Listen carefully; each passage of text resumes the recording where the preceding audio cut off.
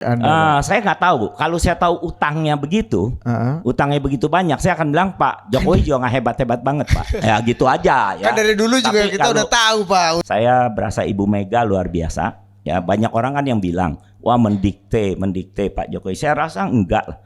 Ya nggak ada yang didikte gitu ya. Mana bisa didikte Pak Jokowi. Yang penting hanya pikirin Indonesia maju bagaimana.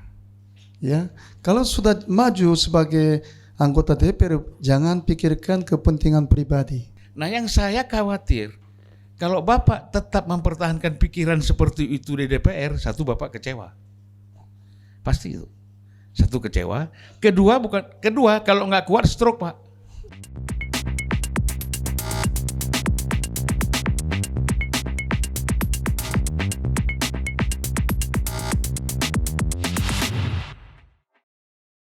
Oke, welcome to Total Politik dan kita bertemu lagi di acara yang sangat spesial. Menembus Senayan.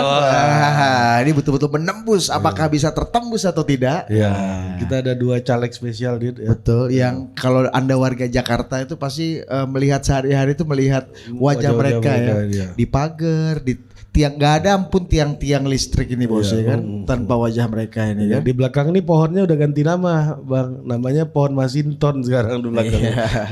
Karena udah diakuisisi sama dia kan, sama beliau dia. Betul. Nah, dan siapa kita pertama-tama kita kenalin dulu senior kita dia seperti biasa. Ya kan. Antitesis Institute. Betul. Anggota DPR sejak tahun 99 nih. Iya. Pak Karna. Jadi kita ada satu yang kita jadi soko guru kita nih. Iya. Veteran-veteran ini harus kita. Legion veteran DPR ini kan. Kalau dari segi hukum ini namanya residivis. Ya. Bang Zulfan Linda. Pak Teh. Tepuk tangan untuk Bang Zulfan. Asli juga ada penontonnya, ada tepuk tangan dari ya. Sebelahnya Bang Zulfan, ini orang yang sebenarnya udah berkecimpung ada di belakang banyak tokoh-tokoh dan peristiwa politik. Ya, ini sekarang maju ke depan. Ya, dan kita lihat apakah akan beruntung atau tidak. Ya, itu juga kita tanya tuh kenapa memilih untuk maju ke depan. Apa yang di depan ini udah nggak bisa dikendalikan atau gimana? Karena dia ada di belakang banyak sekali peristiwa politik. Kita tadi ngobrol ya, ada Pak Karna Bratalas mana? Tepuk tangan untuk Pak KBL. Nah, karena Tom. Ya, KBL ini kalau KBL ini positif. Kalau di partai sebut kalau KLB, itu baru agak takut orang kan. Biasanya yang partai sering KLB yang di sebelahnya. Pengalaman KLB agak banyak. Kalau partai Pak Karna ada upaya. Ada upaya tapi tetap lebih stabil lah Gagal sekarang. Terus, ya, tahun 2004 terakhir lah.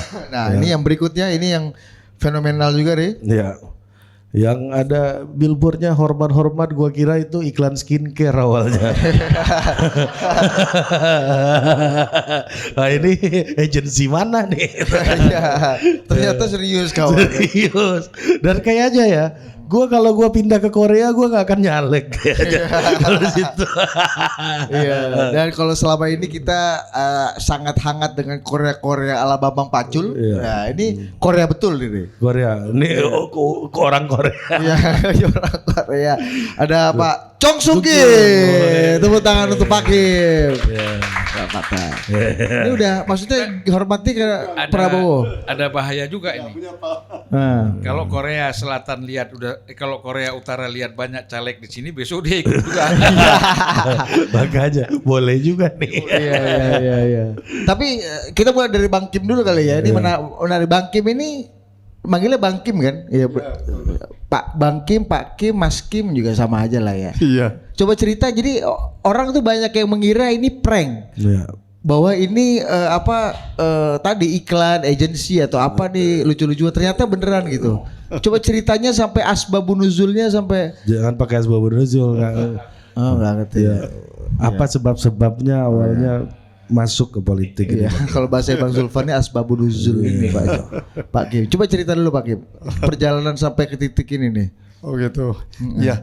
Terima kasih atas undangan saya. Ya, Pak Budi, Pak Ari, terima kasih. Ya, saya datang ke Indonesia 31 tahun lalu. Begitu. Ya, awalnya sebagai saya ya businessman, tapi karena hidup cukup lama, jadi saya merasa sudah bagian Indonesia. Saya pengen mendalamin pelajaran Indonesia itu, maka saya masuk ke FHUI gitu. Jadi S1 sama S2-nya saya ambil dari FHUI. Tahun berapa Pak Kim? Saya 2009 masuk, mulai S3-nya 2010. Nah, terus S2-nya 2015. Gitu. Oh, Iya. iya. Terus? Ya setelah itu saya ya job utamanya saya ganti, tadinya bisnismen, ganti ke profesinya sebagai advokat. Ya itulah, karena memang tugasnya advokat ya lebih tahu ya tentang Indonesia, ya permasalahan utamanya apa dan lain-lain begitu. Ya, dan sejak itu saya kalau setiap kali ketemu orang yang pejabat atau politikus, saya sering bicara, dan kalau mereka tanya ada saran, saya kasih saran juga, ya, yang saya mengetahui apa begitu. Tapi saya lihat lama-lama ya cuman hanya dengar saja, tidak pernah sebagai yang saran yang perlu begitu. Maka saya pikir ya saya coba maju, ya, atau masuk sebagai ya anggota pemerintahan atau sebagai anggota lembaga negara. Ya itu. Ingin berkontribusi tadi. Kenapa nggak kalau misalnya ingin membantu, kenapa nggak bikin LBH ya Pak Kim? Kalau ingin membantu ya, kenapa harus masuk legislatif gitu? Oh, jadi LBH ini kan hanya sebagai yang pengguna semacam apps saja. Yang undang-undang sudah ada, ya, dan yang dalam undang-undang tercatat diperbolehkan apa, tidak boleh kenapa. Yang terkait dengan itu ada permasalahan hukum, baru fungsi ada LBH-nya. Tapi supaya lebih bermanfaat oleh rakyat, berarti harus membuat undang-undang yang bagus untuk masyarakat, supaya ada wadah pemerintah akan pakai itu.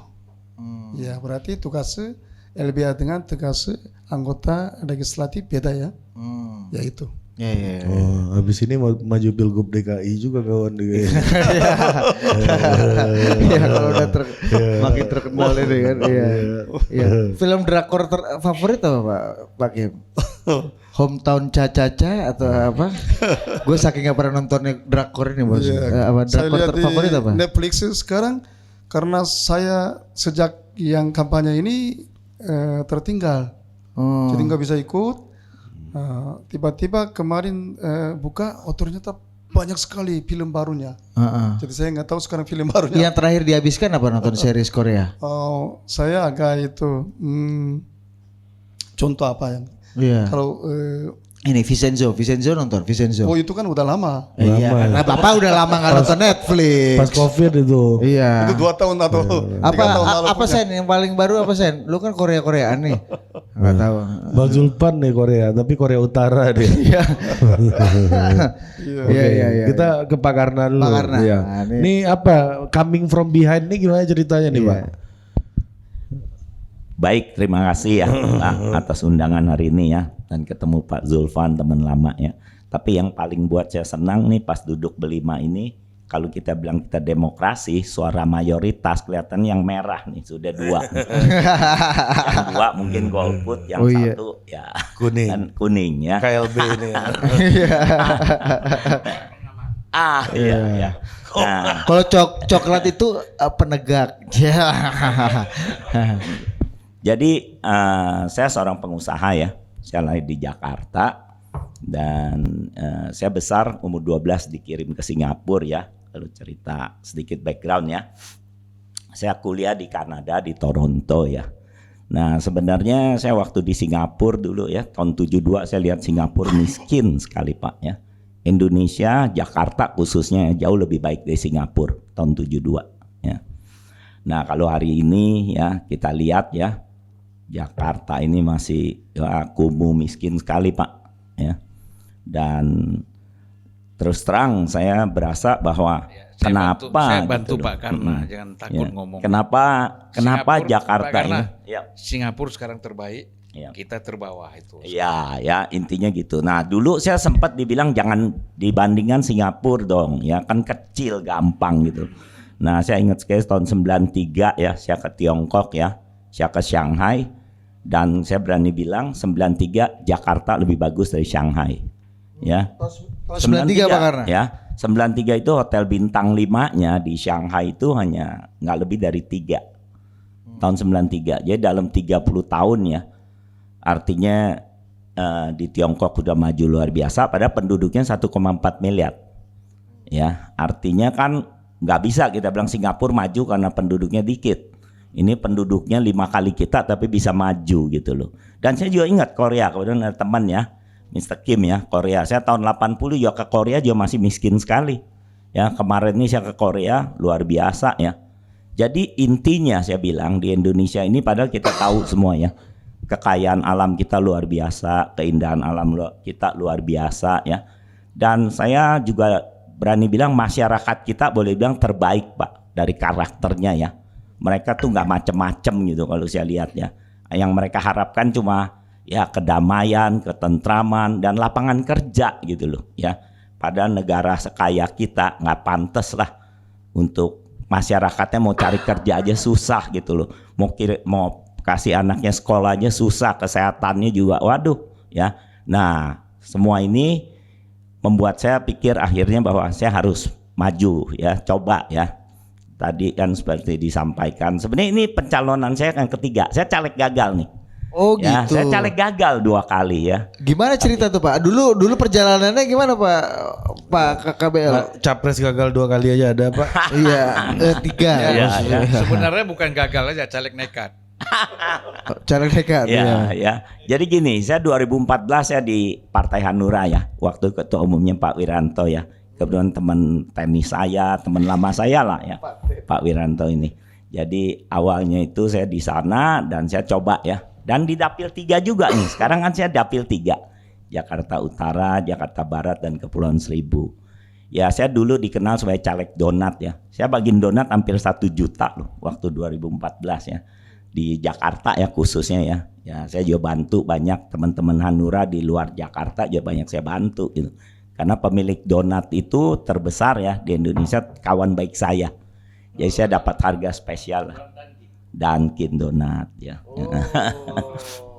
Nah, jadi terus terang waktu Masih itu berkawan nggak Pak yang punya Dunkin Pak? oh sampai sekarang. Oh, Kalau iya.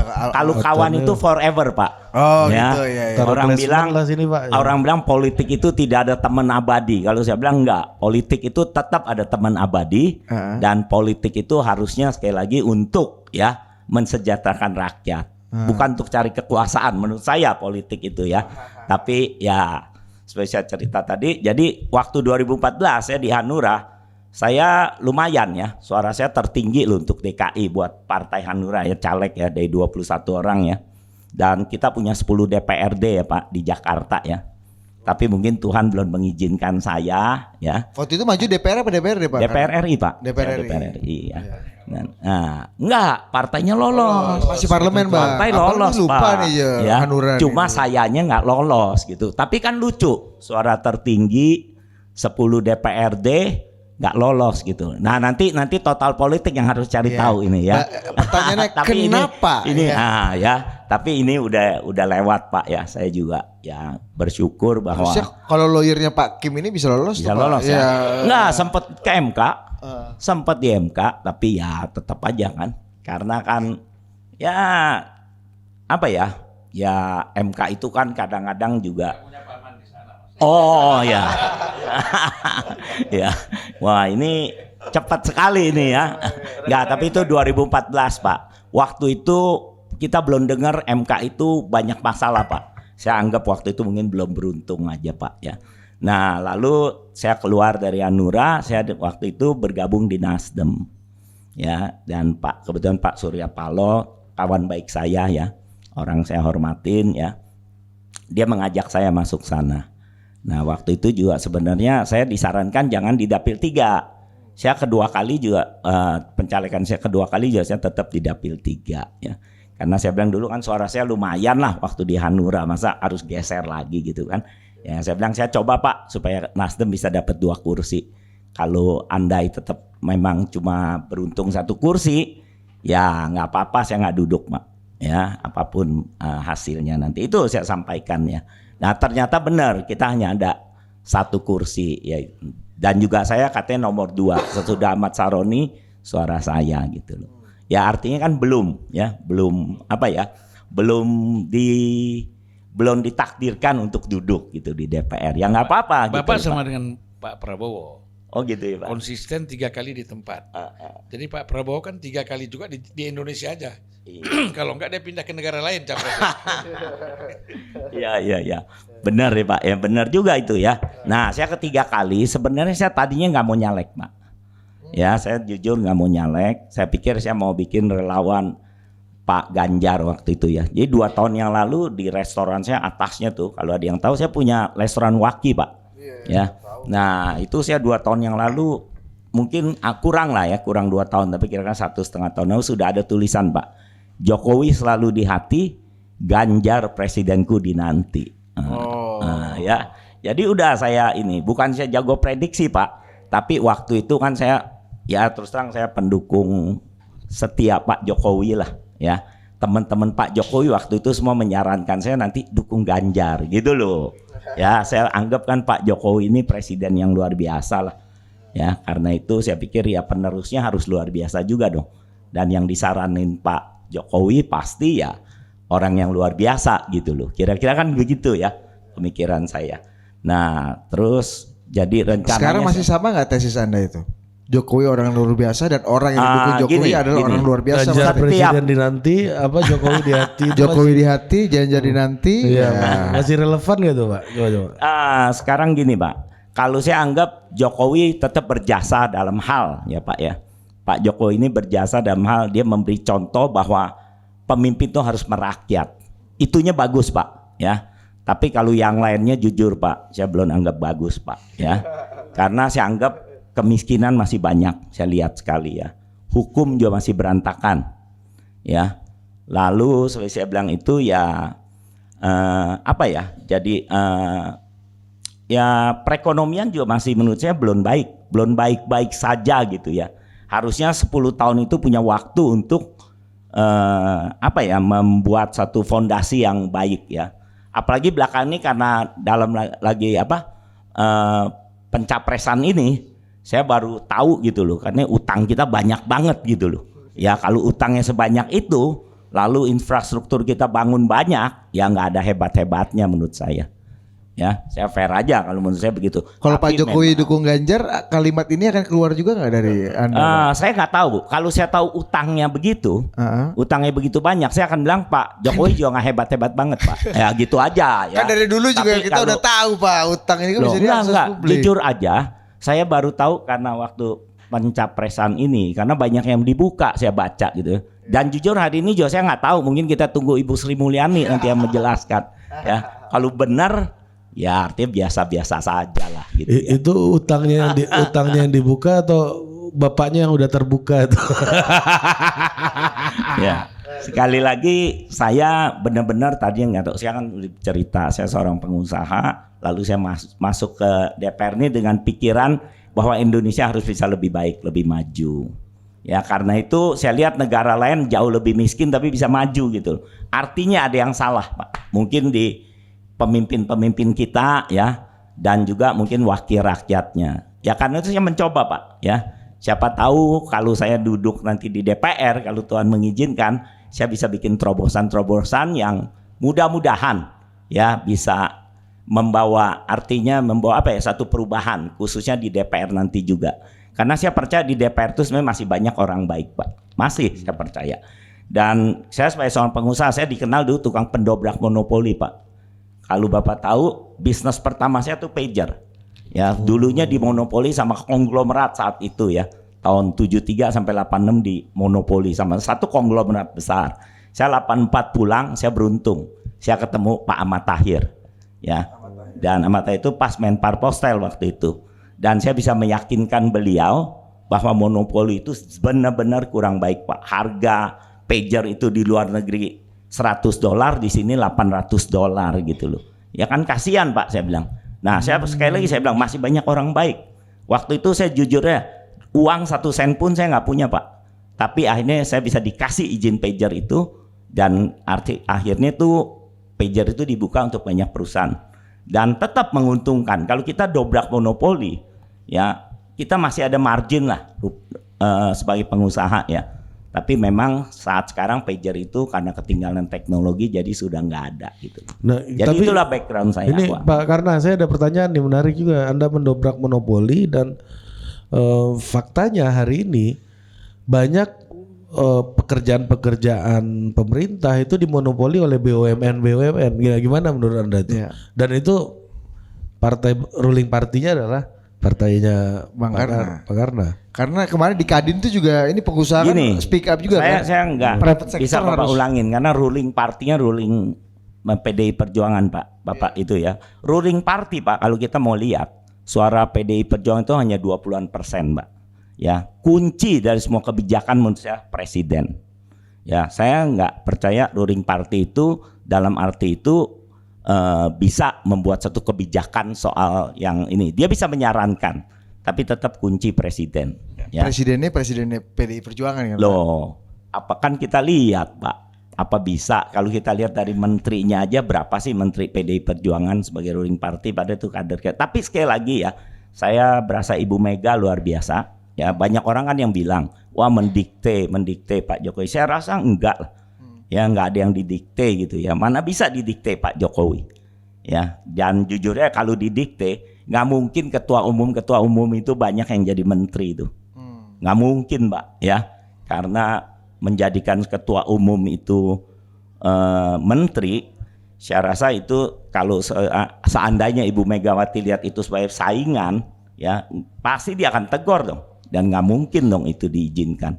Karena sekali lagi kan menteri itu kepanjangan tangan presiden. Tapi kalau dilihat bahwa dia ketua partai, itu kan bersaing dengan partai saya ya sekarang yang partai yang dipimpin Ibu Megawati gitu loh. Jadi sekali lagi saya bilang kalau soal masih banyak monopoli oleh BUMN ya, terus terang gini Pak, kalau monopoli dari BUMN saya rasa nggak masalah selama BUMN itu benar-benar untuk kepentingan orang banyak dan selama memang hal itu tidak bisa dikerjakan sama swasta. Ya, harusnya sesuatu yang bisa dikerjakan sama swasta diserahkan aja ke swasta. Kan pemerintah itu kan mengambil pajak. Sebenarnya semua swasta itu milik pemerintah. Mereka dapat bagian berapa persen misalnya gitu ya. Jadi menurut saya ada ketidakberesan juga dalam pengaturan, Pak. BUMN itu diperlukan. Ya, misalnya suatu yang menyangkut kehidupan orang banyak ya, dan memang itu pemerintahnya sendiri mesti mengontrol harganya itu gitu. Itu nggak boleh dilepas ke kita bilang ke pasar bebas ya. Kalau hal yang memang untuk orang banyak gitu loh. Contohnya menurut saya kalau monopoli PLN apa itu boleh ya hal tertentu gitu. Tapi benar-benar sekali lagi bahwa itu memang untuk supaya pemerintah bisa mengontrol gitu loh ya. Nah, tapi kalau kayak misalnya import, ya terus terang lah import itu misalnya daging lah, misalnya kedelai, gula, harusnya diserahkannya ke swasta, ya. Kenapa harus dipegang BUMN? Menurut saya itu nggak benar. Kecuali gitu. beras kali Pak ya. Ya beras pun menurut saya harusnya nggak apa-apa swasta. Yang harus didukung sama pemerintahnya itu justru petani-petani itu, ya mereka itu perlu misalnya disubsidi, ya untuk bertani. Cara bagaimana subsidinya? Ya dibeli aja dengan harga mahal, ya hasil petani itu. Kan mereka ada pajak, ya beli harga mahal nggak apa-apa dijual karena kalau makanan itu disubsidi itu bagus. Tapi kalau minyak, ya misalnya kita beli minyak, nah itu menurut saya nggak boleh disubsidi. Karena minyak itu kita import total dari luar. Ya, jadi kalau kita subsidi, artinya kita subsidi negara lain gitu. Dan permainannya akan banyak. Okay. Tapi kalau kita subsidi dari petani untuk petani, sesuatu yang artinya dibesarkan di Indonesia atau dihasilkan dari Indonesia, itu boleh. Oke. Itu ya. Nah, itulah kira-kira Betul, yang menurut saya gitu. Ngapin dulu sedikit. Ini banyak sekali yang mau yang mana nih? Ya, Kasih mic dulu. termasuk dari Bang Kim ini kan. Nah, nanti kita balik lagi ke Saya Bang masuk Kim. dari yang terakhir. Ya, boleh. Dari yang terakhir itu bicara soal tadi pertanyaan kan, bagaimana swasta kurang mendapat peran di dalam proyek-proyek pemerintah, kan gitu. Nah saya kira ini memang satu kesalahan besar. Ya. Eh, karena BUMN itu kan membuat anak cucu. Jadi kalau ada proyek, holdingnya itu tidak terlibat, ya devolusi aja, ya, dikasih ke cucu, ke anak perusahaan. Anak perusahaan juga kasih lagi ke cucu perusahaan. Nah ini swasta disuruh bersaing di sini. Akhirnya karena swasta tidak bisa bersaing menjadi supplier, ya, atau mereka sub lagi mereka yang keempat. Kemudian mereka juga lama sekali dibayarnya. Makanya banyak sekali dirut BUMN itu yang masuk penjara, ya karena tidak bisa membayar ini, tidak bisa mempertanggungjawabkan itu banyak sekali. Jadi problem BUMN kita ini carut marut masih sampai sekarang. Saya tahun 2018 dengan biaya saya sendiri saya 15 hari di Cina. Ya, Dia sendiri bang, Ya, nggak ada investor bang. nggak ada kan sambil jalan-jalan. Oh, Karena kita DPR sambil jalan-jalan tentu ya kita cari kesempatan. oh sebagai DPR waktu itu. Saya DPR. Dan kebetulan saya juga Komisi 6 yang mitra Menek BUMN kan gitu. Nah, jadi supaya jelas gitu. Menek BUMN itu Tandri Abeng ya bang ya? Menek Bukan, BUMN. Rini masih Rini. Nah, Tandri Abeng Itu lama Menteri kan. BUMN bang dulu nih Menek ini apa ya? Oh, sekarang menteri ya? Iya. Ya. Ini salah kita sedikit dikoreksi. Mereka salahnya lebih banyak salah. Nah, jadi saya coba datang satu-satu. Pertama saya datang di karena saya penasaran dengan Xinjiang, Urumqi. Saya penasaran, saya datang ke sana. Lalu saya ingin ketemu dengan kepala PLN sana di Xinjiang. Saya berjumpa. Kemudian ngobrol sana ngobrol sini, dia bilang kita di Xinjiang ini, PLN ini bisa investasi langsung tanpa perlu izin pusat. Ya kan? Tanpa perlu izin pusat, kita bisa langsung kerjasama dengan Turki, Bangladesh, Pakistan dan negara manapun. Nah jadi kalau kita lihat di sini bahwa luar biasa, PLN cabang PLN kita provinsi di sini nggak ada duitnya Pak, karena semuanya bayar lewat rekening masuk ke pusat. Mereka kalau ingin memperbaiki apa-apa minta lagi ke pusat. Bagaimana dia mau investasi di luar? Jadi jauh sekali. Nah jadi sistem di Cina itu bebas. Setiap cabang PLN boleh bekerja sama dengan negara manapun, negara loh. Nah hanya di sana hanya info aja. Karena mereka punya uang, gitu Pak. Satu lagi nih soal baja. Dulu kan krisis banget, tuh ribut utang Krakatau Steel banyak sekali kan ratusan juta. Ya, US, saya coba pelajari ini bagaimana sebenarnya pabrik baja di Cina. Saya ketemu juga dengan pabrik baja yang milik pemerintah, ya, BUMN sana. Yang swasta juga saya ketemu. Jadi di sana sistemnya proyek-proyek pemerintah harus mengambil baja dari pabrik pemerintah. Sehingga apa? Pabrik pemerintah ini BUMN-nya itu tetap bisa maju. Tetapi untuk proyek swasta harus ngambil dari baja dari pabrik swasta. Itu kan fair. Kalau di sini Anda bayangkan, nggak mungkin menang itu KS itu kalau ikut tender dalam proyek-proyek, kalah sama Bukaka, ya kan, kalah sama pabrik-pabrik. Bukaka ini siapa yang punya bang? Kalau yang punya nggak tahu, sekarang itu udah go public ya. Kalau dulu seingat saya kan presiden direkturnya itu Fadel Muhammad ya. Ya pemiliknya tetap Yusuf Kala lah. Kan dia pendiri. Kak Ucu ini bang. Ya Kak Ucu ini di Bukaka. Ya Kak Ucu di Bukaka seperti Opung Panda di PDIP. Wow. Nah, itu sandingannya tuh. Bukan di Golkar ya, bukan di Golkar. Bukan. Iya. Bukaka. Nah, jadi kalau kita lihat di situ misal ini salah satu, banyak lagi pabrik-pabrik perusahaan-perusahaan yang lain bisa menang tender dibandingkan dengan BUMN. Karena apa? Kita terbuka, mau proyek pemerintah, mau proyek swasta, semuanya gabung jadi satu ikut tender. Ya kita tahu sendiri kan Pak, maaf aja. Tender-tender ini kalau nggak ada cuannya nggak mungkin. Nah BUMN bagaimana ngeluarin uang untuk itu?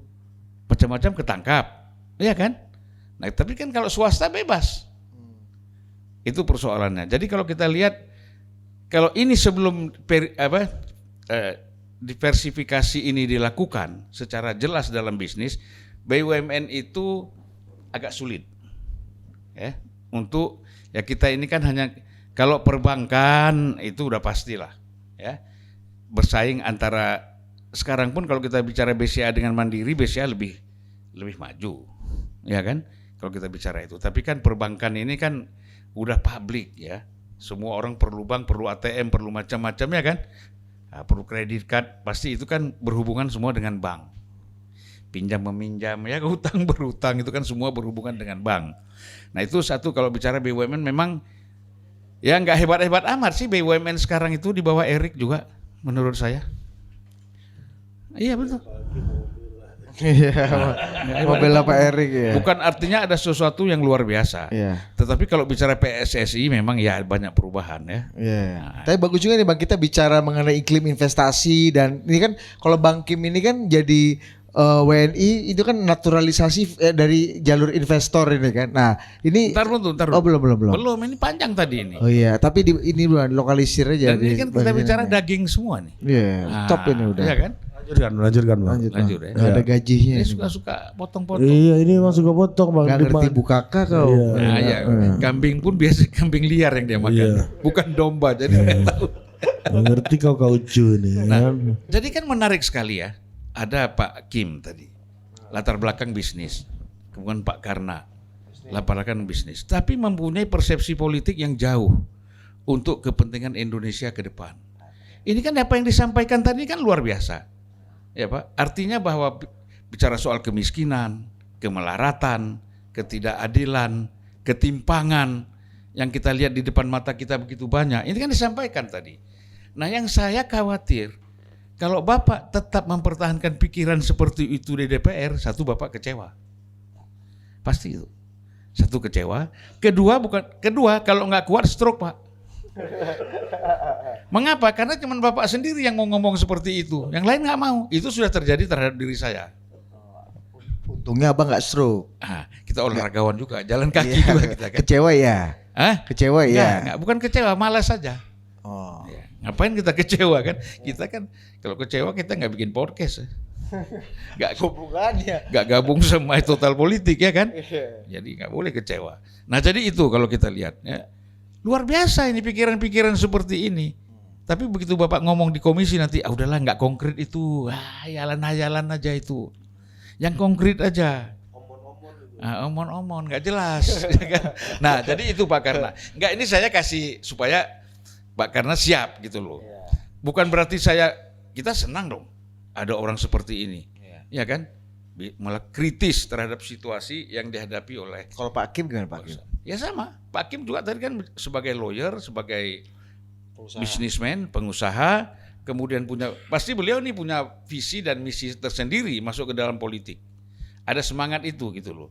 Nah artinya begini, anggota DPR lain malu dong, yang warga negara Indonesia asli, ya kan, masa pikirannya untuk Indonesia kalah dengan yang dari Korea kan gitu. Udah drama Koreanya kita kalah, di politik kalah pula lagi. Ini kacau. Terpaksa kalau nggak bisa menang kita bawa dari Korea Utara ke sini, biar Korea Utara yang perang terus sama Korea Selatan.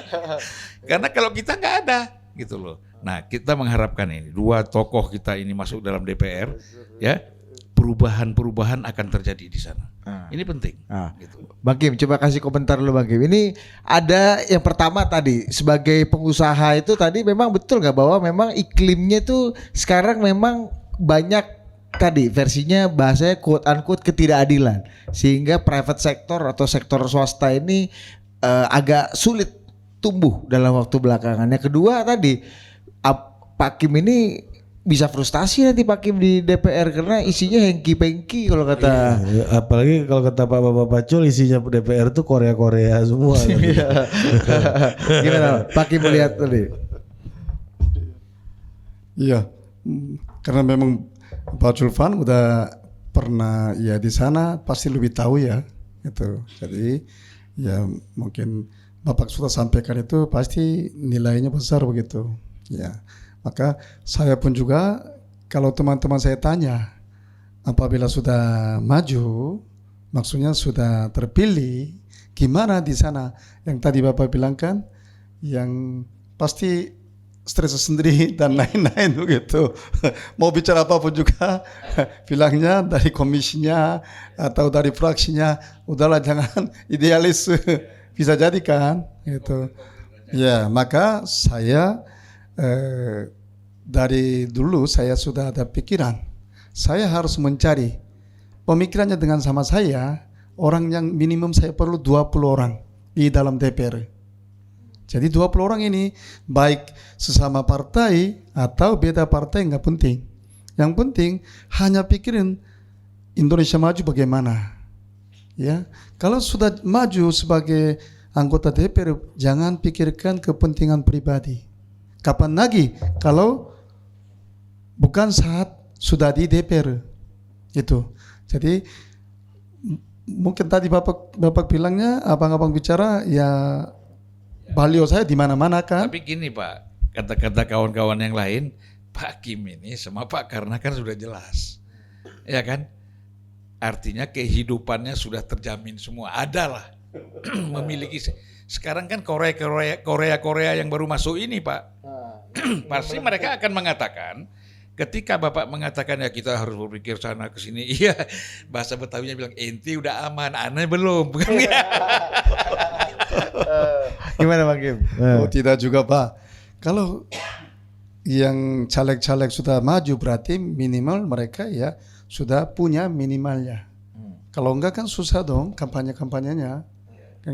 Siapa yang pernah yang paslon berapa itu pernah sampai di TikTok mengenai biaya-biaya teman-teman jadi atau tidaknya sudah pernah diumumkan ya gitu.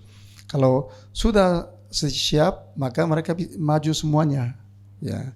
Kalau sudah maju dan sudah terpilih ya harus saat 5 tahun ya pikirlah kehidupan rakyatan bagaimana bisa mendorong Indonesia maju ya.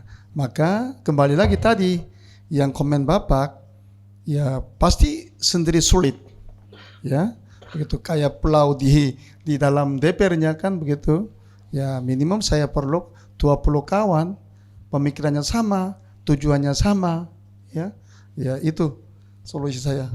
Ya. Tambah sedikit nih Pak, sedikit aja saya tambah. Memang apa yang Pak Kim sampaikan itu kan idealnya ya.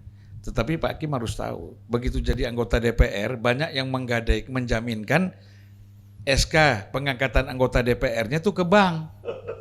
Dan itu dibolehkan selama 5 tahun karena bank tahu kan bisa dipotong langsung dari gajinya. Itu hal yang baru Pak bagi saya. Iya. Tapi kalau misalnya gini Bang Kim sebelum ke Pak Karna ya. Kalau misalnya nanti kan ini kan kalau di partainya Bang Karna ini kan Pak Karna kan petugas partai nih. Nanti ujungnya lu akan jadi perwakilan partai juga di sana. Nah, Bang Kim ini gimana nanti? Sebagai Golkar gitu, orang Golkar ya melihat fungsi DPR nanti di sana dan image sebagai petugas partai yang ada di parlemen ini Pak Kim gimana ini? Iya, kalau sudah jadi anggota DPR harus bisa membedakan sahnya sebagai petugas partai ada, tapi sahnya sebagai perwakilan rakyat itu ada. Ya, harus bisa membedakan. Kalau tidak bisa membedakan, berarti tidak siap dan tidak mampu sebagai anggota DPR. Ya.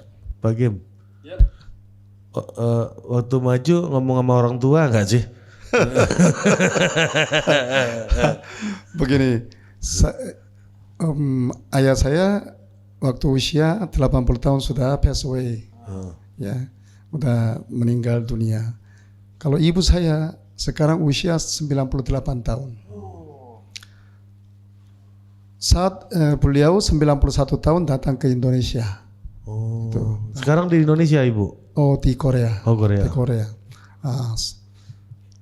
Sebelum saya maju, saya datang ke Korea, saya bicara ke ibu. Karena usianya sudah 98 tahun, berarti saya 97 tahun ya. Sedikit kedengarannya terganggu.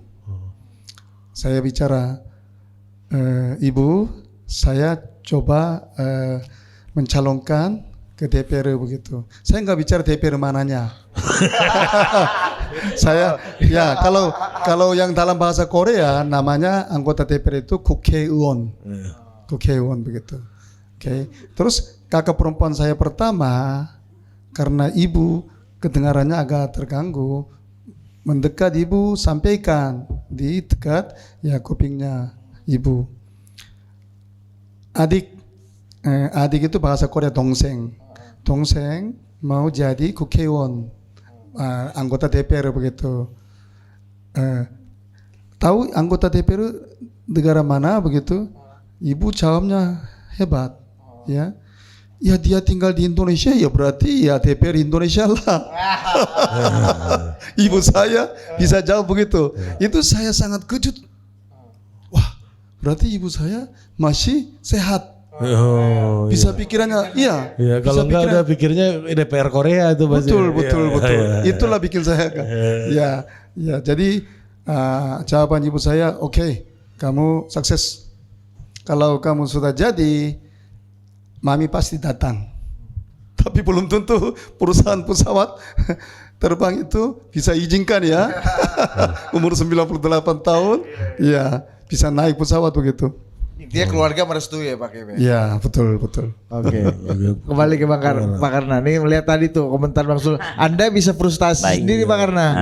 Gini ya, pertama mungkin karena tadi disampaikan petugas partai ya. Saya petugas partai, saya bangga menjadi petugas partai ya.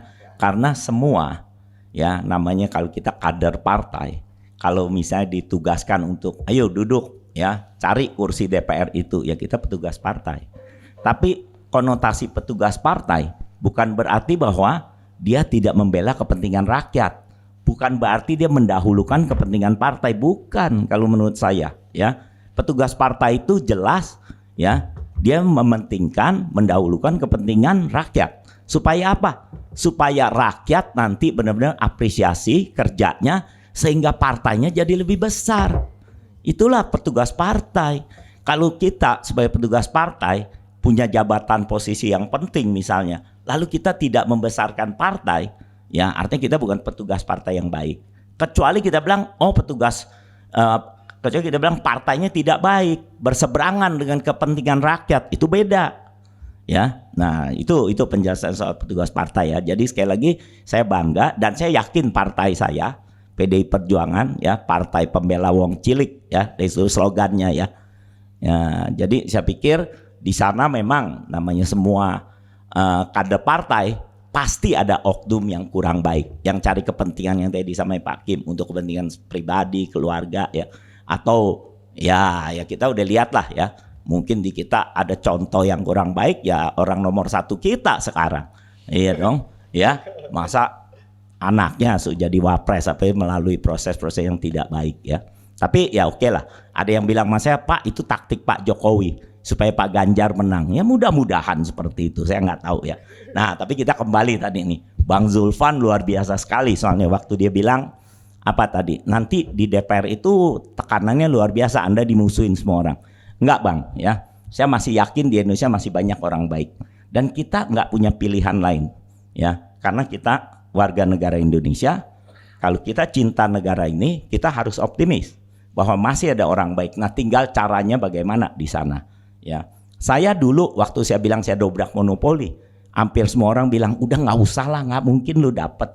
Ternyata saya dapat, dan bukan hanya satu pager yang saya dobrak, banyak bisnis-bisnis lain yang saya dobrak monopoli konglomerat ya, itu pasti ya. Dan ya nanti bisa dilihat lah, kalau saya cerita terlalu panjang nanti nggak enak. Tapi karena saya mau komen mengenai dari Bang Zulfan tadi ya, saya udah merenung apa yang bisa saya buat. Saya sering turun ya, hampir tiap hari saya turun ke masyarakat sekarang yang di dapil saya. Saya sering ditanya, Pak, Bapak janji gaji, fasilitas negara, uang reses semua yang Bapak dapat Bapak kembalikan 100% ke masyarakat ya. Ya karena Bapak mungkin udah cukup ya dari segi materi ya. Tapi kita dapat apa? Ya, tadi, banyak ini masyarakatnya. Ini masyarakat yang nanya nih Pak ya. Masyarakatnya yang saya turun ya, artinya konstituen atau kita bilang di wilayah orang miskin, kasihan. Saya bilang gini, kalau kalian mengharapkan dari saya ya yang namanya uang ya, atau kita bilang sembako murah atau apa, enggak. Saya enggak akan kasih itu. Menurut saya itu membodohkan sekali. Dan menurut saya malah satu penghinaan. Karena buat Bapak Ibu sebenarnya kan mau lapangan kerja.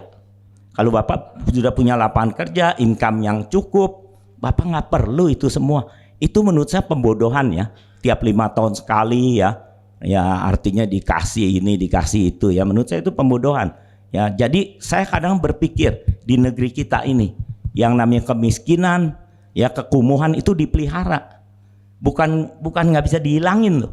Itu dipelihara menurut saya ya. Supaya apa? Tiap 5 tahun sekali ya nanti bisa gampang diatur ya. Nah, saya tadi yang saya bilang, apa sih kira-kira Bang ya? Bang Zulfan kan bilang nanti tekanannya. Saya terus terang percaya masih banyak orang baik di sana. Tapi kita harus memulai contoh yang baik. Ya kalau menurut saya ya, nanti kalau saya terpilih Pak, saya akan turun ke masyarakat sering. Ya minimal 1-2 kali lah sebulan. Ya bukan 5 tahun sekali untuk raih suara Pak. Itu yang kebanyakan kan ya Pak ya. Nah saya turun tapi manfaatnya apa kalau saya turun ya? Saya akan bawa, kita beruntung sekarang di zaman viral seperti ini. Saya akan bawa tim media saya ya viral. Saya akan viralkan harapan masyarakat, fakta di lapangan, kekumuhan yang ada di Jakarta ya. Karena di Jakarta ini sering kita lihat mewah, belakangnya hancur Pak. Ya itu saya lihat sendiri karena saya turun. Kadang-kadang sudah nggak manusiawi untuk ditinggalin Pak. Jadi Gubernur Jakarta terakhir ini kurang paten dong Pak? Ya kalau dia paten saya nggak keluar dari Nasdem Pak. Saya keluar dari Nasdem karena mencalonkan Pak Anies. Tapi pribadi debatnya jago lah. Tapi kalau hasil kerjanya saya belum lihat. Kalau dia dulu Pak Jokowi, kenapa saya dukung Pak Jokowi? Karena waktu Pak Jokowi dengan Ahok di Jakarta, saya lihat hasil kerjanya. Karena itu saya mendukung all out. Ya, dan waktu itu slogan Nasdem saya suka. Ya, Nasdem partaiku, Jokowi presidenku. Ya karena hasil kerjanya udah jelas. Jadi itulah saya sebagai ya namanya sebagai seorang pengusaha sekarang berusaha untuk menjadi, saya bukan mau jadi politisi sebenarnya Pak, saya mau jadi negarawan. Sayang sekali orang yang sudah punya kesempatan jadi negarawan dia mau balik jadi politisi. Itu sayang sekali menurut saya ya. Tujuan akhir dari politik itu sebenarnya menjadi negarawan dan bisa ya selama kita, apalagi tadi memang mungkin ya di DPR itu banyak sekali orang yang ya mungkin dari segi materi masih kekurangan apa ya. Ya tapi kalau mereka udah duduk di sana udah 5 tahun udah cukup lah ya. Lalu mereka duduk lagi 2 periode 3 periode, harusnya sudah banyak perubahan di Indonesia. Kenapa? Ada yang 5 kali. Nah kalau saya terus terang Pak, kalau saya duduk 5 kali, saya lihat Indonesia begini, saya malu. Ya kalau saya gitu loh Pak ya, artinya ya jujur sekali lagi, mudah-mudahan nanti ya, kalau saya duduk terpilih, saya buktikan, saya akan turun, saya viralkan. Bukan untuk menjatuhkan wibawa pemerintah, atau bukan juga untuk menjatuhkan anggota DPR lain dari partai manapun. Tapi mudah-mudahan dengan begitu, kita semua berlomba untuk berbuat kebaikan. Hasilnya saya yakin akan ada perubahan. Itu harapan saya kalau saya jadi. Ya, nah tadi juga Bang, benar Abang bilang, BCA kayaknya lebih bagus Bang, atau hasilnya lebih baik. Padahal modalnya dari awal, bank pemerintah ini kan udah luar biasa modalnya dari pemerintah. Kita kalau swasta, ya saya ngalamin sebagai pengusaha swasta. Kita kalau disuruh kita kompetisi dengan perusahaan pemerintah, ya mana mungkin Pak. Mereka di drop duit, kita dipajakin. Ya, itu nggak mungkin. Tapi BCA luar biasa Pak. Nah, tapi sekali lagi, harusnya bank pemerintah Pak. Mereka harusnya ngurus UMKM. Jangan ngurusin konglomerat lagi. Coba bayangkan Pak. Satu bank pemerintah misalnya ya Pak ya, dia kasih kredit 10 triliun lah ya untuk 1-2 konglomerat Pak. Untuk apa? Ya kita pernah ngerasain juga BLBI tahun 98. Akhirnya banyak yang nggak kebayar. Yang rugi siapa? Rakyat, pemerintahnya. Ya, nah andai dia kasih kredit ke 1 juta UMKM, satu orang 10 juta aja Pak, 10 triliun itu Pak, itu bisa memberi kerja kepada 1 juta kepala keluarga. 1 juta kepala keluarga UMKM itu bisa memperkerjakan paling enggak 4-5 orang. Ya, hasilnya 5 juta, 6 juta orang ada dapat kerjaan. Kalau kita bilang konglomerat, karena perusahaannya gede, ada 30.000 orang, 50.000 orang bekerja, ya udah itu. Dan konglomeratnya gitu. Jadi kalau saya Pak nanti memperjuangkan, kalau menurut saya di DPR atau di pemerintah, bank pemerintah harus sebagian besar ya kalau perlu 80% dari modal dia atau dia uang yang dia milikin untuk dikasih kredit itu Pak, ya itu untuk UMKM. Harus. Yang kalau swasta, bank swasta silakanlah dia kejar swasta itu, karena kan pertimbangannya lain gitu loh ya. Nah, saya takutnya curiga Pak, kenapa bank pemerintah banyak yang maunya bekerja sama dengan konglomerat atau swasta yang besar-besar. Ya kalau dia kasih yang kecil-kecil Pak, nggak mungkin bisa dapat bagian apa-apa Pak. Tapi kalau dia ke yang besar-besar mungkin ada harapan ada sesuatu juga gitu Pak. Apalagi kalau dikasih bank, dikasih rate-nya murah bank pemerintah. Ya itu menurut saya suatu yang suatu yang sangat terbuka ya di negeri kita ya. Nah mudah-mudahan sekali lagi nanti kalau DPR-nya, presidennya, benar-benar semua menteri-menterinya orang yang benar-benar punya amanah ya. Amanah itu kan artinya gini loh. Mereka kan cukup kalau mereka tahu kebanyakan masyarakat Indonesia ya ada yang pendapatannya 1 bulan nggak sampai 1,5 juta ya. Coba bayangkan ya, kalau mereka udah pendapatannya berapa ratus juta ya udah bersyukur lah ya. Dan apalagi kalau punya kekuasaan, saatnya lah mereka membantu ya sejahterakan rakyat.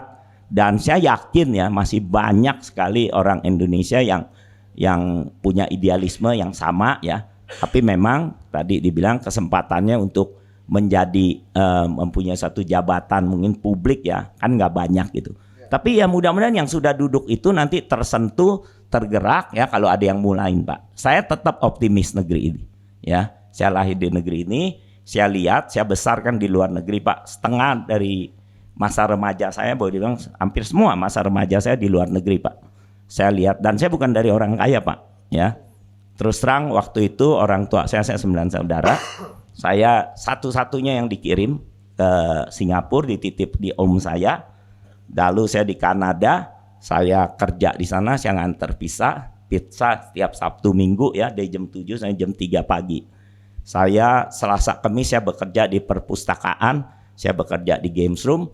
Waktu summertime kadang-kadang kita pungut cacing. Ya, jadi untuk apa semua itu?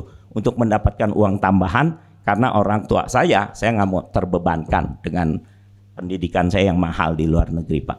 Nah itu yang saya alamin. Dan setelah saya pulang berhasil, ya saya bisa membantu keluarga saya, saudara saya semua terbantu Pak. Ya, mereka kehidupannya sekarang jauh lebih baik dari kebanyakan masyarakat Indonesia. Nah itu yang saya suka dari Pak Ganjar. Baru-baru ini kan ada programnya.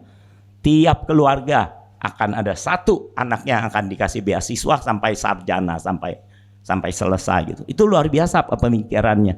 Persis saya bilang dulu orang tua saya waktu mengirim saya itu pemikirannya. Nanti satu aja di keluarga yang kita dorong dan mudah-mudahan dia nanti bisa benar-benar membantu keluarganya kalau dia bisa baik. Nah, saya rasa itu pemikiran yang luar biasa dari Pak Ganjar ya. Saya suka Pak ya. Lalu ada juga soal KTP Sakti ya. KTP Sakti itu kan benar Pak. Kita zaman udah komputer gini kita nggak perlu banyak kartu lah. Kartu apa KJP, KJS atau KK apa aja lah saya nggak tahu. Satu aja KTP sudah bisa teridentifikasi Pak. Ya keluarga ini butuh begini, keluarga ini itu kan bisa Pak, gampang sekali. Jadi nggak usah ya ke satu pasti ada pengiritan, ya kedua juga lebih terstruktur, lebih terkendali gitu loh. Ya jadi saya lihat program Pak Ganjar itu luar biasa ya. Saya sekali lagi jujur, saya bukan mau Pak artinya apa? Karena ada kepentingan apa dengan Pak Ganjar, nggak ada ya Pak. Tapi awalnya saya lihat dulu Pak Jokowi mendukung Pak Ganjar dan saya yakin waktu itu saya lihat sekali Pak Jokowi niatnya baik ya waktu mendukung Pak Ganjar. Tapi saya nggak tahu ya. Sekali lagi seperti tadi saya sampaikan, mudah-mudahan ini hanya taktik dari Pak Jokowi. Sekarang jadi ya, niatnya gimana Pak? Ya saya lihatnya terus terang Pak, loh kok berubah? Ya berubah dari orang kan kita nggak bisa dong. Ya poles orang kayak kita bilang bahwa misalnya kita bilang kita mengharapkan nih tadinya Pak Jokowi anggap Pak Ganjar yang terbaik dong pasti dong ya. Tapi tahu-taunya bisa berubah nanti tinggal berapa bulan ya kan lucu itu ya. Nah saya berharap sekali lagi bahwa saya banyak teman saya bilang enggak lu percayalah itu taktik Pak Jokowi ya mudah-mudahan taktik gitu ya. Tapi sekali lagi yang saya bilang saya kenapa sekarang saya bilang saya dukung Pak Ganjar saya senang. Nasdem aja dulu juga mencalonkan Pak Ganjar Pak. Ada 3 calon salah satu Pak Ganjar. Ya, Pak Jokowi juga mencalonkan Pak Ganjar. Nah kebetulan sekarang kalau saya bilang partai saya PDI Perjuangan juga mencalonkan Pak Ganjar. Kalau kita bilang sebenarnya kalau kita bilang tertutup ya, ada ini sekarang ini kan boleh dibilang yang mereka ini ada yang bilang bahwa sebenarnya capres kita ini sekarang ada 4 partai yang luar biasa katanya yang bisa menentukan politik Indonesia ya.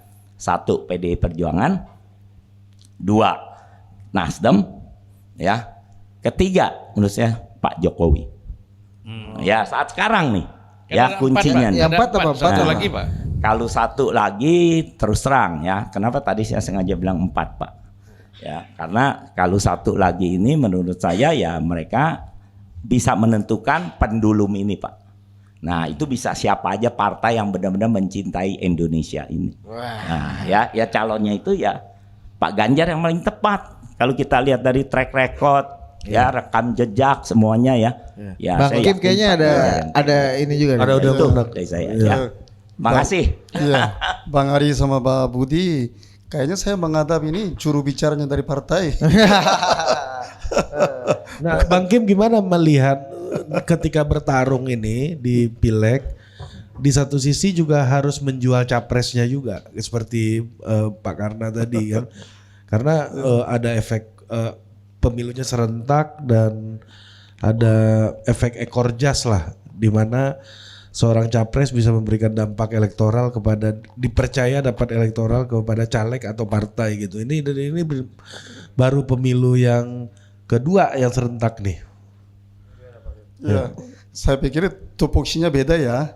Jadi selama ini saya lihat ya tupoksi yang tim pemenangan calon presiden yang nomor 2 ya sejauh ini sangat bagus begitu ya. Jadi kalau saya pun juga di sini tambah yang muji-muji ya malah mikirnya mungkin yang yang kebaliknya begitu. Maka saya pikir ya tim pemenangan selama ini bagus begitu. Tapi sepertinya yang ini Bang karena ini kalau udah pegang mic minimum nyanyinya harus 3 ragu begitu. Enggak mau turunin mic itu ya ditambah lah ya seperti juru bicara partai begitu. Makanya saya bingung ini hari ini diundangnya ini apa yang masing-masing partai punya programnya atau kisah hidupnya sebagai caleg begitu. Iya udah itu aja. Itu kalau kita udah pegang mic, improvisasi diperbolehkan Bang Kim di gitu. sini. Iya. Iya. Iya. Bang Zulfan nih, kita sudah sampai di ujung-ujung nih gini. Pesan-pesan nanti kita akan tutup dengan pesan-pesan para caleg ini apa yang mereka ingin perjuangkan. Dan satu lagi spesifik. nih Bang, ini menarik tadi karena Pak Karna udah ngomong banyak soal Pak Ganjar ya. Gimana sih seorang anggota legislatif atau partai politik di DPR itu dapat memastikan program-program si kandidat presiden yang dia dukung ini dapat terlaksana semua bisa. Iya kan presiden yang dia dukung ini dan menang itu bisa terlaksana tadi tuh kayak satu sarjana satu keluarga, terus ada makan siang gratis, nanti Pak Kim harus di DPR juga susu gratis kan, soju gratis. Soju nggak boleh dong. Soju harus bayar. Kalau susu boleh gratis ya Pak ya. Soju bayar ya Pak. Silakan Pak. Jadi Pak Karna tadi kan sebenarnya sudah sedikit menguak persoalan tugas-tugas program presiden di dalam negara ini ketika dia sudah menjabat definitif kan gitu. Nah, saya melihat bahwa apapun program sekarang yang dia dikampanyekan, apa susu, makan siang, atau apalagi bentuknya sembako, kartu sakti, semuanya kan ini sebenarnya kalau kita bicara pelemahan, ini kan pelemahan. Ya kalau kita bicara dengan kita membagikan ini bahwa kita bisa menang presiden itu hal biasa. Tetapi persoalan kita untuk mengatasi kemiskinan ini kan bicara sistem. Karena kan begini, miskin itu kan orang itu ada 2. Ada miskin karena malas, memang dia tidak mau bekerja. Ada miskin karena struktural. Ya, jadi struktur pemerintahan yang dibangun itu memang tidak untuk memberantas kemiskinan. Kalau malas itu soal lain. Nah ini sudah malas, dikasih sembako, dikasih susu, dikasih makan, tambah malas lagi. Kapan pula kita mau bangun manusia Indonesia ini? Itu pokok pertama, ya kan? Nah jadi kalau kita bicara juga bagaimana mengatasi kemiskinan, nah makanya sistem yang dibangun itu harus betul-betul diperhatikan. Misalnya begini, kita ini kan harus belajar dari banyak negara. Swiss itu penduduk 3 juta, tetapi UKM terbanyak di dunia ini ada di Swiss. Mengapa? Karena semua rakyat diajak menjadi entrepreneur dan mereka yang mensupport bisnis besar. Saya ambil contoh begini, misalnya Indofood perusahaan besar.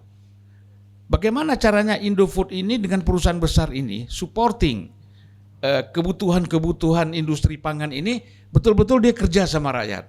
Saya kira di Korea Hyundai, Kia itu seperti itu, ya. Toyota, Honda itu kan semuanya yang kerja bikin mur, bikin baut, bikin apa itu kan supporting dari luar.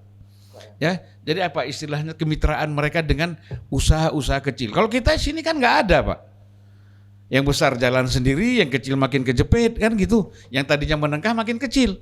Itulah tugas pemerintah, Pak. Nah, oleh karena itu, kalau pemerintah tidak punya visi ini, terutama presiden, menurut saya bukan pemerintah. Presiden tidak punya visi ini, maka pembangunan ekonomi kita selalu gagal. Ini mengutip Anies Baswedan, Pak. Apa tuh?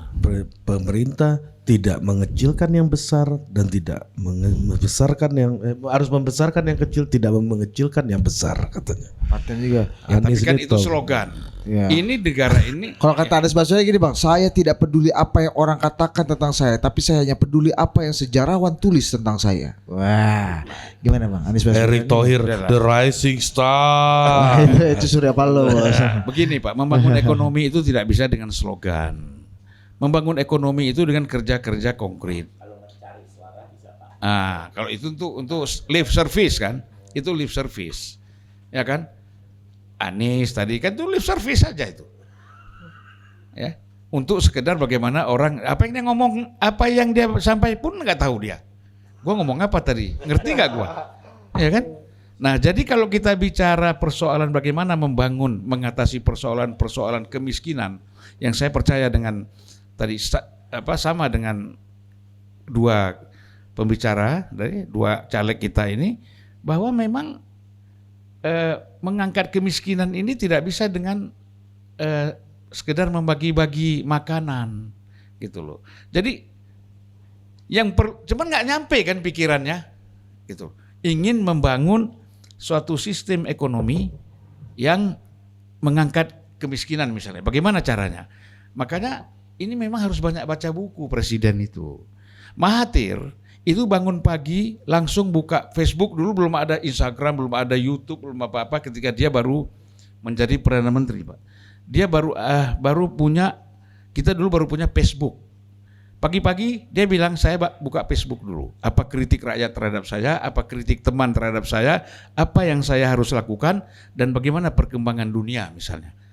Ya kan karena ada di situ semua. Bahkan bukan hanya Mahathir, Obama pun dulu menggunakan Facebook. Sekarang ada Facebook ketinggalan dah Pak. Nah jadi kalau kita lihat di sini, seorang kepala negara, seorang presiden itu harus tidak hanya bisa membaca lapangan, tetapi juga harus punya ide-ide dan gagasan yang besar. Kalau lapangan itu kan menjadi kasuistik yang diatasi dan teknis. Gitu. Walaupun kalau kita lihat ya bahwa kita bicara infrastruktur ya dibandingkan dengan presiden yang sebelumnya Jokowi jauh lebih unggul lah. Kalau kita bicara infrastruktur itu apapun. Dulu kalau kita datang ke Malaysia kita tahun 90 tahun 98 kita datang ke Malaysia kita kayak orang kampung. LRT, MRT semua ada 6 jenis kereta mereka punya. Singapura aja baru 1 barangkali. Ya. Nah, kemudian sekarang kalau orang Indonesia datang ke Malaysia nggak kagum lagi deh sama Malaysia. Kita punya juga kok. Ya, di seluruh Jakarta ini sudah jalan misalnya. Nah, orang nanti kan bicara itu kan utang. Nggak ada negara di dunia ini hidup tanpa hutang. Yang nggak ada hutang itu hanya Iran karena di embargo. Kalau nggak di embargo, Kalau nggak diembargo, hutang juga. Sekarang kan nggak diembargo, sehingga tidak bisa berutang. Jepang itu utangnya 200% dari PDB. Jepang terbesar itu. Ya, kita ini baru 38,1% dari PDB.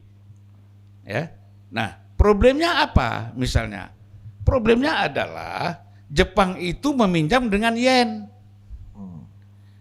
Amerika juga punya utang besar. Ya kan di atas 100% dari PDB tapi ngutangnya dengan dolar. Dengan Golkar apa tadi Abang bilang? Hampir-hampir Golkar pula ya. Satu lagi Pak, satu lagi. Ya. Sementara Indonesia ini minjem ya dengan rupiah, dengan dolar juga. Sehingga kita fluktuasi dolar naik turun itu mempengaruhi nilai hutang kita gitu loh. Bunganya juga makin besar. Oleh karena itu Pesan-pesan Bang untuk ini. Hah? Pesan wisdom untuk dua kandidat kawan-kawan dikit ini. lagi. Oh iya. Jepang Ada pula dengan enggak kan harus tuntas dong. Jepang kalau dia ngutang dengan yen, kalau ada apa-apa dia bisa cetak yen. Amerika dia bisa cetak dolar. Kita kan nggak bisa cetak dolar. Harusnya kita ngutang dengan rupiah. Tapi ya makanya lewat dana pensiun, lewat apa kan gitu.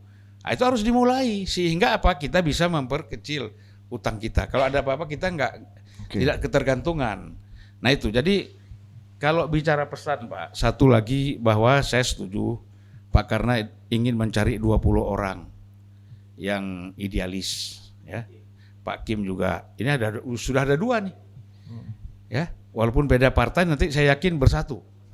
Itu pasti. Pengalaman saya sering sekali dulu berkoalisi individu ya sebagai anggota DPR mengambil keputusan di luar fraksi dan di luar partai. Saya sering sekali bersama dengan PKS, kadang dengan Gerindra atau dengan Demokrat. Padahal itu di luar pemerintahan, gitu loh. Nah, jadi itu biasa kalau di dalam. Kecuali kan nanti kalau ada isu-isu yang strategik yang mengganggu pemerintah, terutama kedudukan presiden, itu biasa ketua umum partai turun, ketua fraksi turun. Kalau yang biasa-biasa aja dilepas saja nih, ya kan? Jadi nggak terlalu penting. Nah oleh karena itu menurut saya bahwa kalau kita ada di sana, walaupun sebahagian besar memang tidak lagi idealis, tidak sesuai dengan harapan kita, ya kita biasa-biasa aja Pak. Kita udah tahu kok. Yang paling penting kita tahu bahwa ekspektasi kita tidak terlalu tinggi. Memang ide, gagasan, semangat tinggi. Tapi ekspektasi kita nggak bisa kita realisasikan di sana. Pengalaman saya dalam 2 periode itu terjadi. Gitu loh. Nah ini pertarungan anggota DPR itu bisa ditentukan oleh direktur bank. PAW-PAW-nya ini bisa juga ditentukan oleh orang luar yang punya kepentingan karena dia dekat dengan ketua umum partai kita bisa tergeser. Nah jadi bermain kita, ya kalau ingin tetap bertahan di DPR, ya kita bermain di situlah bagaimana. Ya, kalau kita tidak mau tetap di DPR, mempertahankan idealisme kita, walaupun berbeda dengan fraksi dan partai, itu soal lain. Itu berani nggak kita mengambil sikap seperti itu? Itulah sebenarnya posisi kita sebagai anggota DPR, sebagai kita ini parle,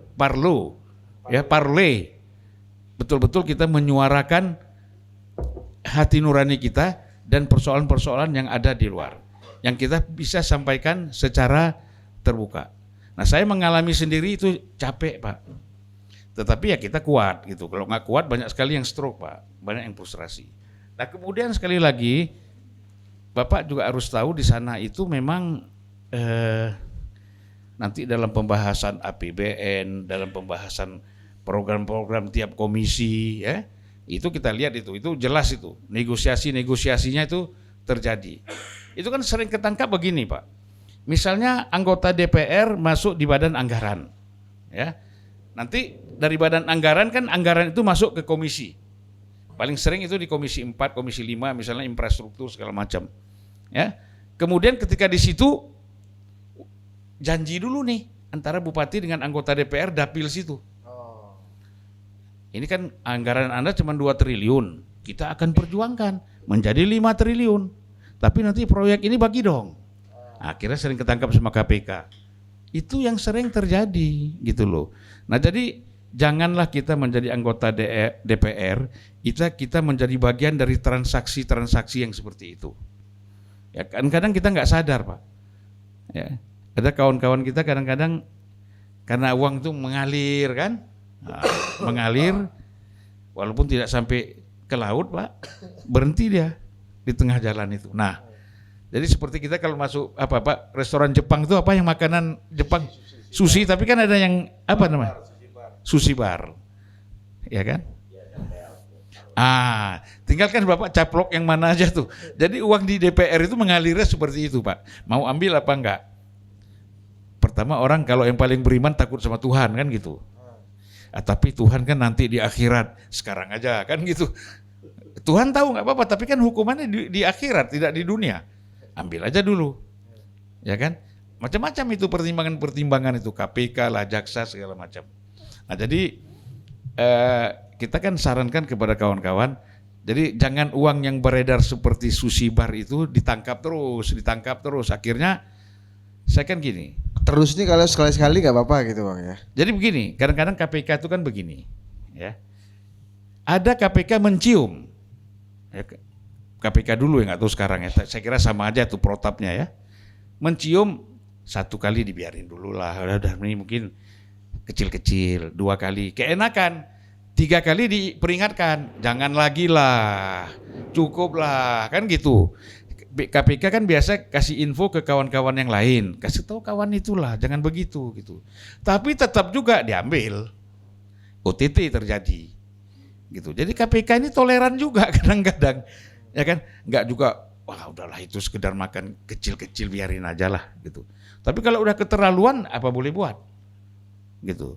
Hukum harus ditegakkan. Nah jadi menurut saya bahwa beratnya di DPR itu adalah persoalan proyek, persoalan APBN, ya, kemudian anggaran-anggaran yang lain. Kalau saya sih dengan Pak Karna, insya Allah, dengan Pak Kim juga, insya Allah saya yakin. Oleh karena itu, kalau bisa mengajak kawan-kawan lain untuk juga mempunyai posisi yang sama seperti itu, saya kira anak-anak muda itu banyak Pak. Ya, anak muda di PDIP, anak muda di PSI, anak muda di Golkar, anak muda di Partai Nasdem dan lain-lain itu masih banyak yang bisa diajak kompromi, gitu loh. Karena saya nih pengalaman Pak, saya pernah sendiri menghadapi satu persoalan. Saya udah pernah cerita di sini ya, nggak usah lagi saya ulang ya. Kasus Pertamina dulu mau jadi holding, hanya saya sendiri yang nggak setuju Pak. Akhirnya nggak jadi. Walaupun 3 bulan kemudian, 6 bulan kemudian diputuskan jadi, itu soal lain. Tapi ada perubahan peraturan. Nah jadi sebenarnya saya pengalaman di 2 partai punya ketua umum, yaitu satu Megawati, satu Surya Paloh. Ini kedua ketua umum ini sebenarnya memberi kebebasan kepada kadernya di DPR untuk bicara dan kritis. Saya tuh 99 sampai 2004 belum pernah dapat teguran dari Ibu Mega. Padahal saya ngomong paling keras, paling tegas. Gak pernah kalau ketemu Ibu, oh kamu dengan gini Pan, kamu nggak ada. Pak Taufik juga tidak pernah. Nah ini kan kadang-kadang ketakutan kawan-kawan yang di praksi ini. Ya kan ada ketua praksi ini. Terus mereka yang takut karena yang deal sama di luar itu bukan ketua umum, nggak level ketua umum, levelnya ya ketua-ketua praksi dan pengurus praksi. Ini yang kadang-kadang ngancam anggotanya, ya kan? Walaupun saya di Nasdem dan di PDIP belum pernah diancam. Kita balik ancam, mau apa kau? Kan gitu. Saya contohnya dengan Pak Surya Paloh misalnya, ketika kasus Pertamina dia telepon saya, Van, gimana? Soal apa Bang? Soal Pertamina. Ya kenapa? Saya tolak, saya bilang, saya tolak. Oh kau tolak? Iya kenapa? Saya jelaskan ada aturan yang harus dirubah. Saya nggak mau habis saya DPR ini masuk penjara gara-gara aturan itu. Saya bilang, oke. Jadi menurut kau gimana? Gini aja saya tanya, Bang Surya masih restorasi nggak? Saya balik tanya dong. Bang Surya bilang, ya masih dong. Nah, kalau gitu gimana? Kau jalan terus. Nah, gitu ada gitu-gitunya Pak Surya Paloh tuh. Bu Mega juga ada yang seperti itu. Jalan terus Pan, nggak apa-apa, itu bagus Pak Taufik Kimas. Dan jadi saya nggak tahu ya, saya nggak punya pengalaman. Tumben Abang akur sama Bang Surya nih hari ini. Kita nih begini, yang baik harus kita kasih contoh yang baik, yang salah juga kita kasih contoh yang salah. Itu namanya kita objektif, rasional, akal sehat. Kalau kita benci terus, ada orang tiap pagi baru bangun nguap pertama, bagaimana gua hantam Jokowi dulu. Mau tidur berpikir besok gua hantam Jokowi apa. Jadi itu aja kerjanya, ya kan? Mau tidur, bangun tidur Jokowi terus, selama hidupnya itu nggak ada orang lain di otaknya Jokowi terus. Jadi belajar filsafat untuk Jokowi. Ya kan?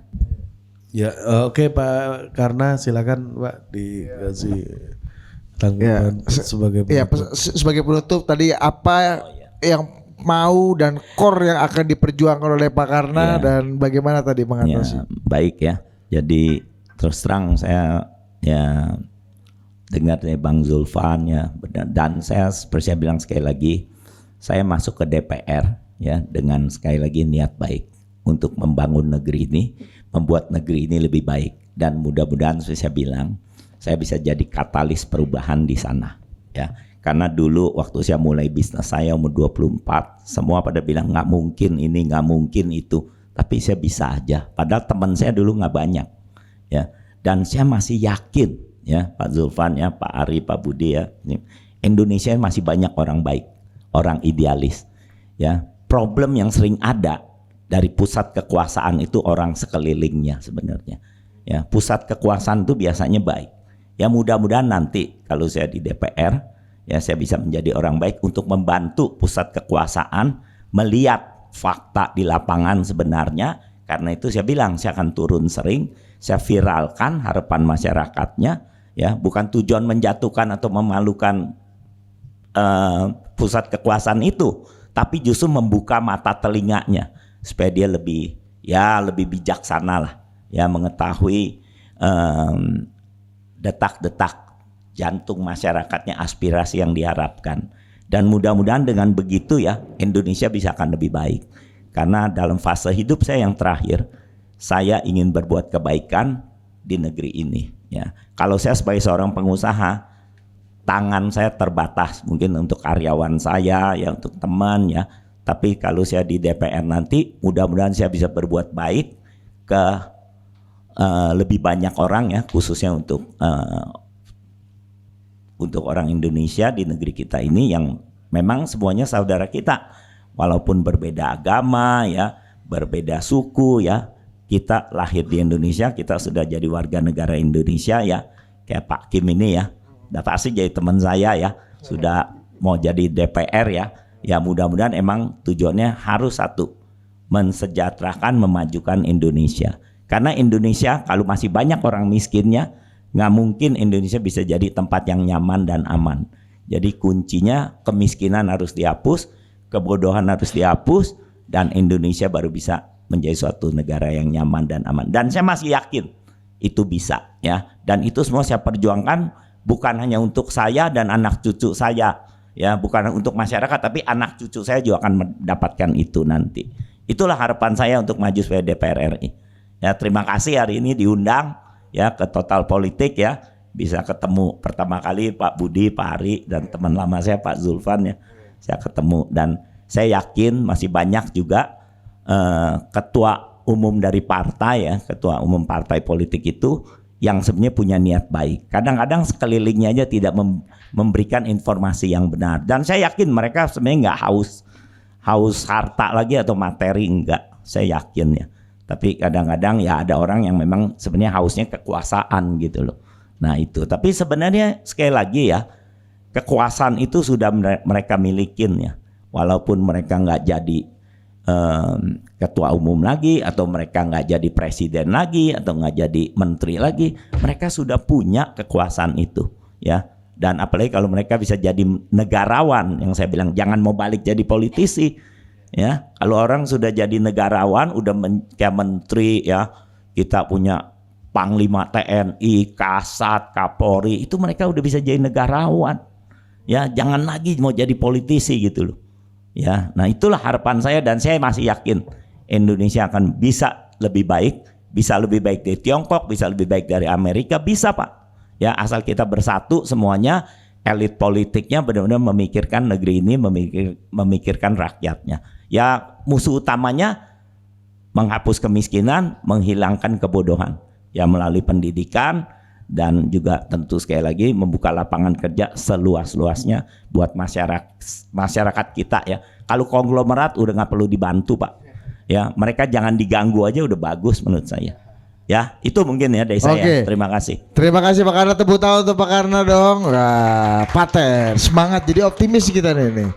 Bang Kim. Wah, Pater. Ya, jadi udah masuk kaukus nih, Kim Kaukus nih ya. Nah, 20 orang nih ketemu satu. Oke. Ya, terima kasih. Banyak orang bicara, saya masih belum selesai kampanye juga. Bilangnya kalau nggak pakai uang politik, nggak bakal terpilih, begitu ya. Jadi, ya, walaupun tidak terpilih pun juga, saya tetap tolak uang politik. Ibaratnya, ya sepanjang kampanye saya tolak serangan pacar dan ya uang politik begitu ya. Supaya apa? Ya kapan lagi sampai begitu terus, begitu ya. Tadi udah karena bicara apa istilah membodohkan begitu ya. Tuh, jadi itu masih jalan terus. Itu tapi saya sangat menghargai, menghormati masyarakat Indonesia, terutama rakyat di dapil saya, Jakarta 2, Jakarta Pusat, Selatan dan luar negeri. Jadi saya apa adanya begitu. Jadi ya semua saya harapannya yang pendukung saya itu semua dari sukarela gitu ya. Kedua, kalau saya terpilih maju ke DPR RI, ya seperti yang tadi saya hanya lihat ya kepentingan rakyat begitu. Jadi apa yang mereka sekarang perlu ya, apa yang mereka sekarang bicara, apa yang mereka keinginan itu saya tetap tampung dan sampaikan kepada teman-teman di DPR RI gitu. Jadi ya karena tadi sudah semua sebutkan kalau saya sekarang ulang lagi program pendidikan dan yang lain-lain itu ya kayaknya tidak perlu begitu, tapi tujuannya sama itu. Saya juga ada program satu pendidikan satu aja, saya kalau ada waktu saya sampaikan itu, karena setiap kali saya datang ke dapil ya rakyat Jakarta ini tidak banyak minta ya, hanya satu, mereka keluhan anak saya kemarin udah lamar yang apa beasiswa di mana, contoh beasiswa pemerintahan, tapi ujungnya tidak dipilih dengan alasan ABCD begitu ya. Jadi memang saya lihat di dapil saya anak-anak pintar cukup banyak, anak-anak pintarnya begitu, dan mereka karena keterbatasan kemampuan orang tua harus berhenti semangat mereka, berarti itu bukan hanya merugikan keluarga, tapi itu merugikan aset negara yang nanti gitu. Jadi ya anak-anak itu saya pengen mau bawa juga ada kesempatan lanjut kuliah di Korea Selatan, karena Korea Selatan ada kesempatan sangat terbuka dan biaya pendidikan juga jauh lebih murah dibanding Indonesia. Sedangkan nilai tenaga kerja hampir 4 atau 5 kali lebih mahal daripada Indonesia. Maka sambil kerja sambil belajar itu bisa begitu ya. Jadi selain ini juga banyak ada program yang lain, tapi ya yang penting keinginan rakyat itu melalui lewat lidah saya sampaikan juga ke DPR, kepada teman-teman juga begitu. Dan seperti yang tadi saya sebutkan, saya mencari ya 20 teman di DPR supaya kita ada salah satu kesepakatan untuk hanya kita jaga kepentingan Indonesia maju dan ya menjaga kepentingan rakyat. Itu saja akan saya memperjuangkan. Terima kasih. Oke, tepuk tangan untuk Pak Kim, Chong Sung Kim. Terima kasih sudah bersama kami di Menembus Senayan, Eri ya. Sampai jumpa lagi di Total Politik berikutnya. Sampai jumpa. Oke, terima kasih teman.